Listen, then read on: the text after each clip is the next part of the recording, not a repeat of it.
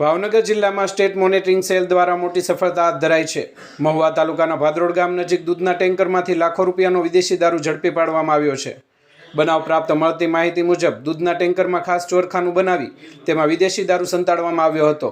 State monitoring સેલની ટીમે દરોડા દરમિયાન કુલ 16,414 નંગ વિદેશી દારૂની બોટલો જપ્ત કરી છે। વિદેશી દારૂની અંદાજિત કિંમત 78,02,184, ટેન્કરની અંદાજિત કિંમત ₹25 લાખ। આ મામલે ટેન્કર ડ્રાઈવર હનુમાનરાવ માંગીલાલ વિષ્ણુની અટકાયત કરવામાં આવી છે। પ્રાથમિક તપાસ મુજબ માલ પંજાબના પટિયાલામાંથી લાવવામાં આવ્યો હતો। મોકલનાર તરીકે ભરત દેવાસી રાજસ્થાનનું નામ સામે આવ્યું છે। હાલ સ્ટેટ મોનિટરિંગ સેલની ટીમ દ્વારા દારૂની ગણતરી કરી કાયદેસરની આગળની કાર્યવાહી હાથ ધરવામાં આવી છે।